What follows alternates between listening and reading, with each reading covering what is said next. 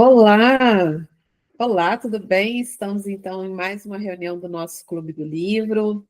Hoje nós vamos discutir o capítulo 5, é o nosso quinto encontro que nós vamos nos preparar para fazer aí com a nossa pessoa. E o tema é espaço para crescer, família. Vamos falar de filhos, vamos falar das mudanças que acontecem no casamento com a chegada dos filhos. Então, deixa eu começar a compartilhar aqui com você. Esse capítulo é um capítulo mais curto em comparação aos outros. Eu li ele rapidinho e fui destacando aqui, como eu sempre faço, aqueles pontos que eu acho mais interessantes para a gente ir conversando.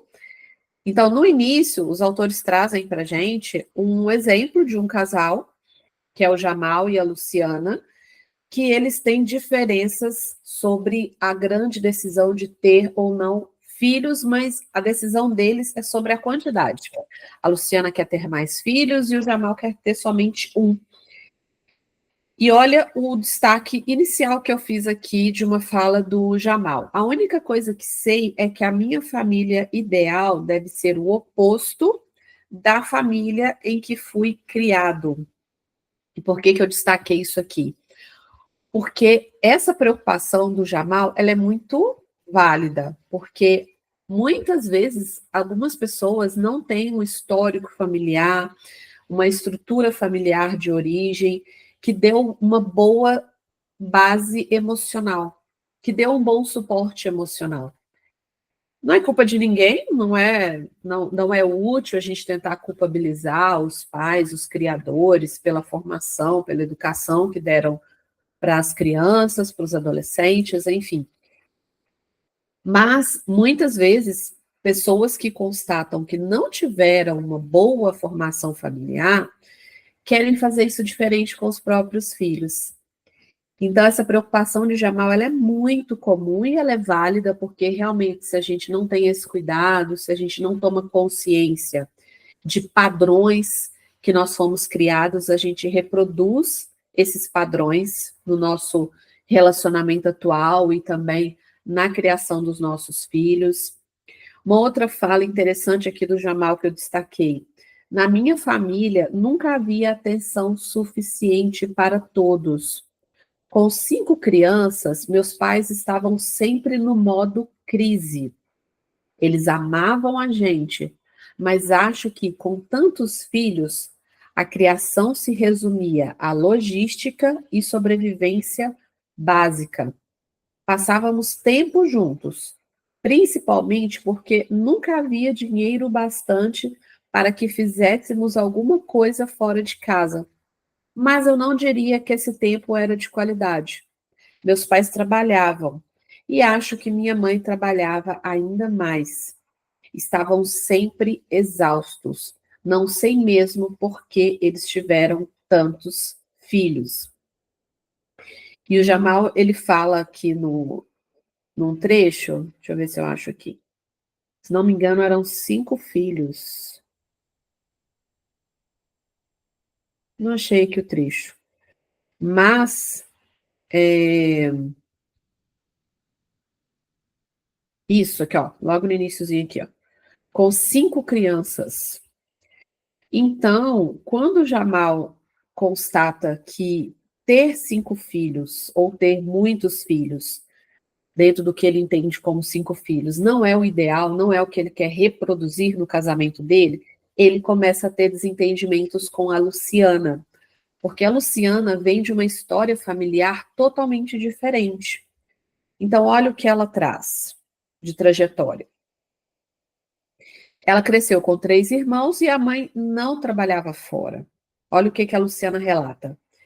Ela era bem tradicional nesse sentido, envolvida quase demais na nossa vida escolar e social, mas ela adorava ser mãe.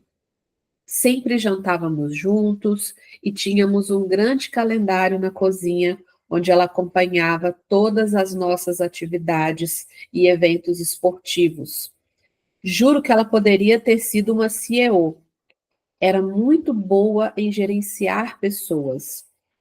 Nunca parecia estressada, nem agia como se estivesse desperdiçando a própria vida. Mesmo agora que já saímos de casa, ela faz trabalho voluntário o tempo todo e dá aula na Associação Cristã de Moços.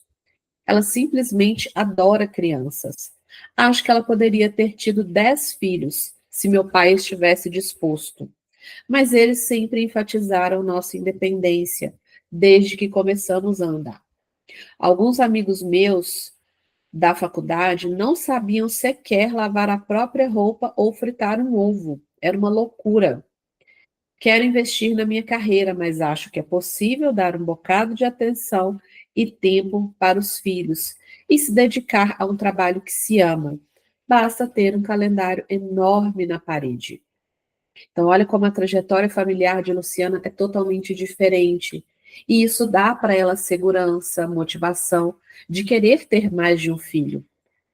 Diferente de Jamal, que sentia que os pais nunca conseguiam dar atenção suficiente para todos os filhos, porque estavam muito mais focados na sobrevivência, naquelas necessidades que são básicas. Então, faltava mesmo tempo, recursos emocionais ou financeiros ou de tempo para que os pais conseguissem suprir as necessidades emocionais dos filhos. Com qual dessas histórias você se identifica mais? Com a história de Jamal, de Luciana? Você cresceu tendo mais segurança emocional da sua família, como é o caso da Luciana? Ou você cresceu com mais ausência desse suporte emocional, como aconteceu com o Jamal? Talvez não seja, talvez na sua história, não seja por ter muitos irmãos, por você ter tido muitos irmãos, mas por falta de condições mesmo dos seus criadores de conseguirem dedicar muito do tempo deles ali para você. Como é que é isso na sua história com a sua pessoa? Vocês têm histórias familiares, histórias de vida muito semelhantes ou são muito diferentes? Como que é isso na relação de vocês?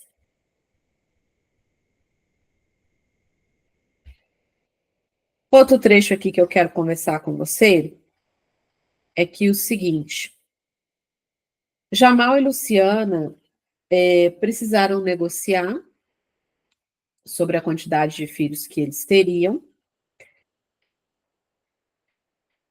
e me pareceu, né, tem até uma fala aqui do Jamal, que eles vão ter 3 filhos, né? Que ele fala assim: ela nunca desiste, é persistente demais quando vai atrás do que quer. Desejo isso para nosso filho ou filhos, já que ela provavelmente não vai desistir da ideia de termos 3. E tem uma questão aqui que os autores destacam a respeito dos dois, que é o seguinte: ambos são abertos e flexíveis e entendem de fato a perspectiva um do outro. E quando se trata desse tipo de decisão a ser tomada no relacionamento, essa abertura, essa flexibilidade, essa escuta do ponto de vista da outra pessoa vai ser fundamental. Que tipo de decisão que eu estou me referindo aqui? A decisão em que não tem como chegar a um meio termo. Jamal quer ter um filho, Luciana quer ter 3, não tem como eles. Tá, teria como eles terem 2 filhos, mas não é uma decisão tão matemática assim, né? Tão lógica.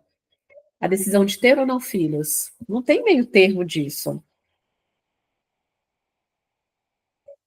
Então, essas decisões em que alguém vai precisar ceder, realmente são decisões em que cabe muito, muito esses 3 elementos: abertura para ouvir, flexibilidade para rever o próprio posicionamento e entender a situação pela perspectiva da outra pessoa. Família significa coisas diferentes para pessoas diferentes. Olha que definição interessante que os autores fazem de família. E a definição tradicional de família, como marido e mulher que pensam da mesma forma, com 2 filhos e uma casinha com cerca branca, é tão desatualizada quanto videocassetes, pagers e serviços de telefonista. A família de hoje tem diversidade étnica, política, sexual e religiosa. Famílias podem ter filhos biológicos, enteados, filhos adotivos, filho nenhum, ou incorporar aquele seu amigo que ainda age como criança. Há também, cada vez mais, famílias com pais e mães do mesmo sexo, trans. A família pode ser apenas você e o seu par, ou pode incluir toda a parentada, seu animal de estimação e seus amigos íntimos. Família pode ser qualquer lugar ou companhia que faça você se sentir em casa, amado e acolhido. O que os autores estão dizendo não é tão família de hoje, porque socialmente falando, a gente já revisitou esse conceito de família, de pai, mãe, dois filhos, há muitos anos, mas ainda hoje algumas pessoas entendem que esse é um conceito de família, e tá tudo bem, cada pessoa vai fazer a sua própria definição de família, que é exatamente o que os autores estão trazendo aqui. Mas, considerando que aqui eu quero trazer reflexões sobre o seu relacionamento, o que vai ser primordial? Que vocês dois conversem sobre o que vocês entendem como família. Não, não somente uma vez, eu já ouvi de casais que são casados e que ainda não conseguiram chegar no consenso sobre ter filhos ou não. E é uma decisão que coloca em xeque o próprio relacionamento, porque não dá para ter um meio termo. Um quer e o outro não. Não dá para ter meio termo. Ou um dos dois vai precisar ceder, ou o relacionamento não vai existir. Então, é extremamente importante que vocês conversem sobre o que vocês entendem como família.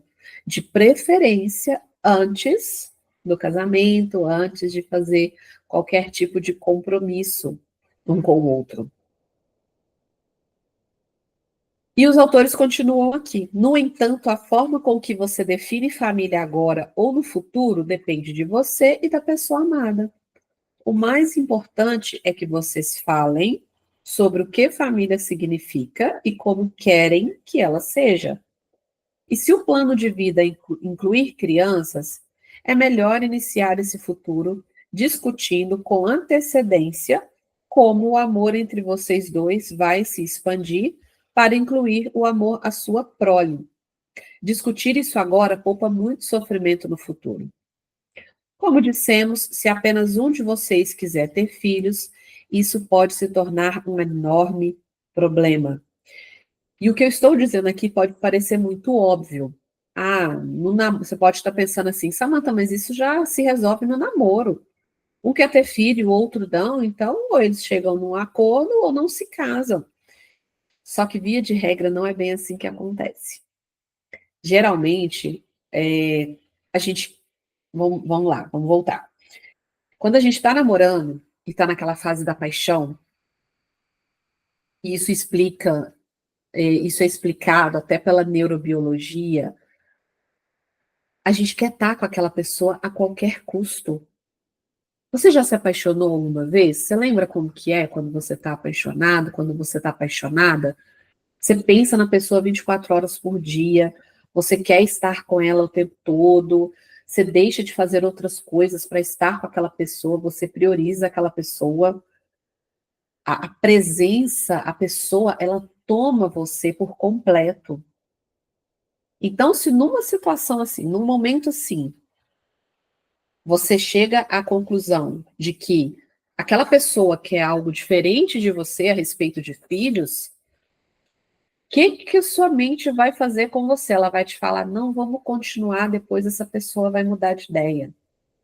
Depois essa pessoa vai ceder e vai aceitar ter filhos, ou essa pessoa vai ceder e vai desistir de ter filhos. Com o tempo a gente vai conversando e a outra pessoa vai mudando de ideia. Olha o retrato do perigo. Por quê? Porque pode acontecer da outra pessoa não mudar de ideia. Pode acontecer de vocês entrarem anos a fio discutindo sobre esse assunto e não conseguirem chegar a um acordo. Então, se casar ou fazer um compromisso com uma pessoa na expectativa de que ela vai mudar de ideia, pode ser muito perigoso. E aqui os autores falam da experiência de quando chega uma criança no relacionamento. Quando se acolhe uma criança na relação, no relacionamento, experimenta-se abnegação e um amor profundo. E realmente é um sacrifício, é uma renúncia constante e é um amor muito profundo, muito forte. Eles colocaram aqui uma coisa que eu costumo falar. Não há palavras para descrever a paixão por um filho. Eu falo que a palavra amor, ela não consegue descrever o que é o sentimento que se tem por um filho. Eu tenho um filho, que é o Juan, ele tem 5 anos e quase 6 anos, falta 2 meses para ele fazer 6 anos. É meu único filho e é uma experiência emocional muito fora da curva, que eu acho que até o título que os autores colocaram aqui. Fique à frente da curva. Não, estão falando aqui em outro sentido. Mas é uma experiência emocional diferente de tudo que eu já vivenciei na minha vida e eu acho que dificilmente eu vou experimentar algo semelhante. Amor não descreve. Amor parece uma palavra limitada demais para descrever o que é você ter um filho e você ver ele desenvolvendo, ver as conquistas dele, sentir o amor, a admiração que ele tem por você. É uma experiência surreal. Apaixonar-se pelo seu par é uma coisa, mas a paixão que acontece quando você segura seu recém-nascido pela primeira vez é como ser atingido por um meteoro. É claro que as crianças demandam e merecem amor, tempo e atenção, mas isso não deve ser à custa do relacionamento dos pais. E aqui os autores entram num entendimento que pode ou não fazer sentido para você. Eles trazem o seguinte: começam dando o exemplo de um casal de celebridades, Julia e Bill Hansick. Eu nunca tinha ouvido falar deles. Eles são mais conhecidos lá nos Estados Unidos. Ela, se não me engano, ela é apresentadora, ou ele é apresentador, ou ele é empresário e participou de um reality show, alguma coisa assim. Os dois disseram numa entrevista que eles colocaram o casamento deles em primeiro lugar e o filho em segundo. Quando eles disseram isso, teve toda uma repercussão e tem um contexto para essa fala deles, que é esse parágrafo aqui, ó. Somos marido e mulher, mas também somos grandes amigos. É engraçado que quando chegam os filhos, muita gente coloque o bebê em primeiro lugar e o casamento em segundo. Isso funciona para alguns. Nós, por outro lado, colocamos nosso casamento em primeiro lugar e nosso filho em segundo, porque a melhor coisa que podemos fazer por ele é termos um casamento sólido. Eles defendem o quê? E os autores defendem isso também. Que se você coloca o seu casamento em primeiro lugar, você vai fazer com que a sua relação seja um ambiente seguro para os seus filhos.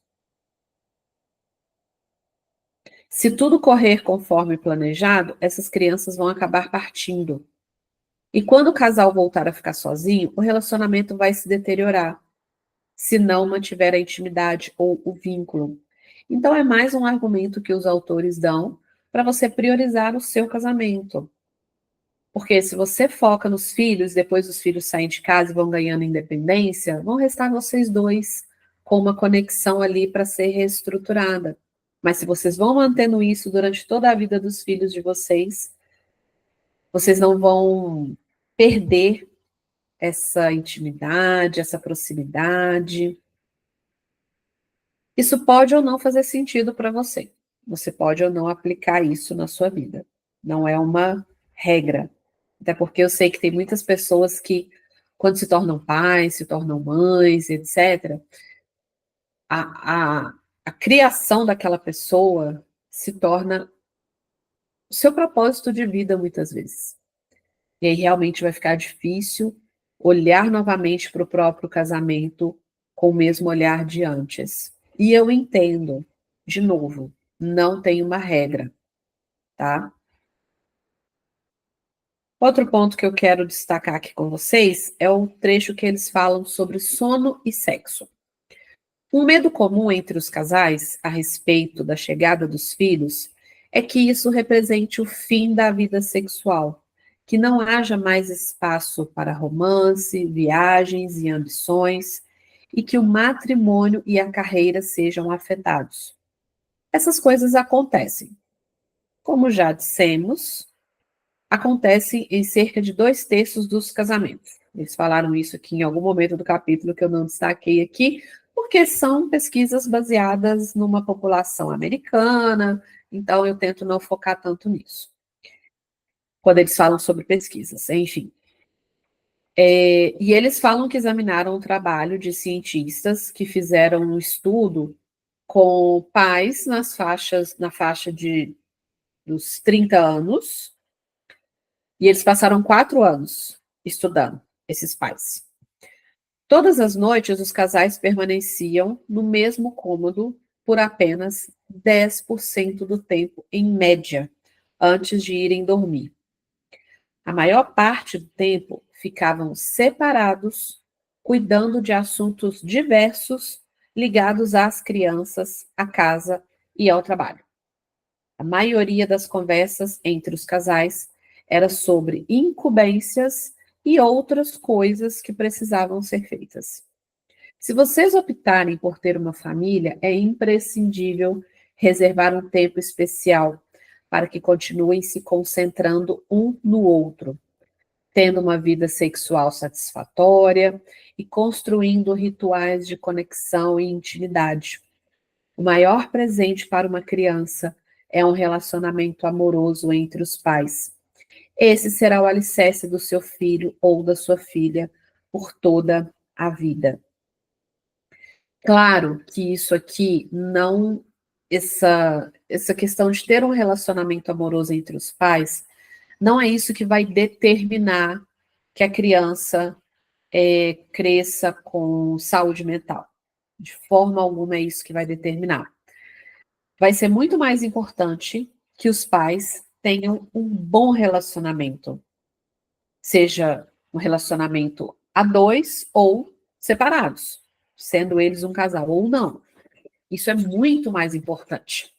E eu acho fundamental frisar isso aqui para você, porque quando eu li esse trecho aqui no capítulo do livro, me deu um certo mal-estar de pensar nas pessoas que criam filhos e que são separados, sabe? Pais que são separados das mães, mães que criam os filhos e que não têm os pais ali presente. Isso não significa que o seu filho não vai experimentar saúde mental. E eu acho isso importante de ser frisado, tá? Porque para alguém experimentar saúde mental, são uma infinidade de fatores que influenciam. Esse é apenas um dos fatores. Até porque a gente sabe que não adianta o casal ter uma vida conjugal caótica. Isso não vai fazer bem para os filhos. Inclusive, eu li um artigo há um tempo atrás que falava de como que filhos de pais separados, eles experimentavam mais saúde mental do que quando os pais estavam juntos. Porque os filhos eram expostos a brigas, a desentendimentos, e então tranquilize-se com relação a isso, tá? Um outro ponto desse trecho aqui que eu quero destacar é dessa pesquisa, lembrando que é uma pesquisa numa população americana, mas eu penso que é um dado importante para a gente refletir em como isso acontece com você no seu relacionamento. Quando eles falam de que os casais com filhos permaneciam no mesmo cômodo por apenas 10% do tempo. E no restante do tempo, eles ficam separados, cuidando de assuntos relacionados às crianças, à casa e ao trabalho. Eu recebo na minha clínica com casais uma quantidade significativa de casais que estão enfrentando desconexão por causa dos excessos de compromissos, de responsabilidades, de tarefas do dia a dia que eles enfrentam com a chegada dos filhos. A chegada de um filho no relacionamento naturalmente vai gerar uma mudança na dinâmica do casal. Isso é normal de todo casal vivenciar. Mas como que vocês podem lidar com essa mudança para que ela não gere tanto afastamento? Uma das coisas que eu penso que é muito importante para isso é priorizar o relacionamento e não necessariamente nessa conotação que os autores deram de colocar o seu casamento em primeiro lugar, não é nesse sentido que eu quero trazer para você. Mas é te levar a pensar o seguinte: se você deixar para a sua pessoa o tempo que sobra depois que você já resolveu tudo que você tinha que resolver, o que vai sobrar? 10% do seu tempo. E eu me arrisco a dizer que não é isso que você quer. Não é o que você quer oferecer para a sua pessoa. Eu acredito que você quer oferecer mais. Eu acredito que você quer ter mais tempo com a sua pessoa. Mas se vocês esperarem ter um momento em que os astros vão estar alinhados, que Mercúrio não vai estar, como é que fala, retrógrado, que todas as contas estejam pagas, que todas as tarefas estejam resolvidas, que os filhos estejam alimentados, dormindo em segurança, para então vocês terem um momento a dois, o que vai sobrar? 10 minutos? 1 hora do dia de vocês? E aí você pode estar pensando, Samantha, mas qualidade é melhor do que quantidade. Concordo, mas qualidade com quantidade é ainda melhor. Então, tentem priorizar o tempo de vocês dentro disso que eu estou dizendo aqui, de ter momentos em que vocês são a prioridade um do outro, como era antes dos filhos. E ser prioridade um para o outro não significa o outro extremo de deixar totalmente os filhos de lado, não é isso. Mas é de entender que para vocês terem esse tempo a dois, um tempo com quantidade e com qualidade, vocês vão ter que necessariamente deixar várias outras coisas em segundo plano, vocês vão precisar delegar para outras pessoas, vocês vão ter que deixar sem fazer, porque como eu falei, se vocês esperarem que todos os astros estejam alinhados, que todos os fatores estejam sendo favoráveis, vai sobrar 10 minutos do tempo de vocês, tá bom? Depois aqui tem um resumo do capítulo, e aí vem o roteiro do encontro para você fazer com a sua pessoa, para vocês conversarem a respeito de família. O tema da conversa: para cada um de nós, o que significa criar uma família? Queremos ter filhos? Como poderíamos definir uma família como a nossa? A preparação: reflita sobre o que você leu neste capítulo e sobre quaisquer ideias que ele tenha despertado. Pense no que a família significa para você e em como gostaria de construí-la no seu relacionamento. E aqui dá algumas sugestões de locais onde geralmente famílias vão com crianças. Dão a sugestão de que o ideal é que vocês vão para um local onde tenham crianças em volta para trazer essa inspiração de clima familiar, com crianças e tudo mais. Vocês podem fazer em casa também e trazer alguns elementos que remetam à infância de vocês. Leve suas ideias sobre o tipo de família que você gostaria de ter, bem como seus planos para continuar priorizando o relacionamento, mesmo após a chegada dos filhos. Aqui tem as sugestões de solução de problemas, caso vocês encontrem, se você acredita que vai encontrar problemas para conversar sobre isso. E aqui tem perguntas abertas para vocês se fazerem no encontro. Como é a família ideal para você? Só nós dois? Nós, amigos e parentes? Quantos filhos você gostaria de ter, se é que deseja ter algum? Outra pergunta: como era o relacionamento dos seus pais depois que eles tiveram filhos, em termos de proximidade, amor e romance? Para os casais que planejam ter filhos, Que dificuldades você acha que podemos ter para manter nossa intimidade depois de uma gravidez? O que você acha que vai adorar quando tivermos filhos? Olha que legal, já dá uma sensação gostosa de pensar no futuro, de sonho. É bom, né? Remete a coisas boas, traz uma sensação boa. Que características ou qualidades minhas você gostaria que nossos filhos tivessem? Para casais que não planejam ter filhos ou cujos filhos já são crescidos, de que modo podemos criar, só nós dois, um senso de família? Quem você considera a nossa família mais próxima, entre amigos ou parentes, por exemplo? Como você pretende aprofundar nosso relacionamento com os parentes e amigos mais próximos? São perguntas para vocês dialogarem e refletirem juntos. E aqui tem, como tem em todo final de encontro, uma proposta de uma afirmação para vocês afirmarem o futuro de vocês juntos. A recomendação dos autores é que vocês digam essa afirmação em voz alta, um para o outro, mantendo contato visual. A afirmação é o seguinte: eu me comprometo a criar com você uma família amorosa. Se tivermos filhos, também me comprometo a evitar conflitos destrutivos e sempre priorizar nosso relacionamento, desde que isso faça sentido para nós. Vou acrescentar esse trecho aí, tá? No próximo encontro, vai ser o encontro 6, mas para o nosso clube do livro vai ser o encontro 8, não é isso? Porque nós tivemos 2 encontros antes dos encontros do livro, que foram reuniões para nos prepararmos para os encontros. Então, o encontro 6 do livro fala de diversão e aventura. Vamos brincar. Bom, enfim, espero que vocês tenham gostado da nossa reunião de hoje. Deixa eu parar minha apresentação aqui.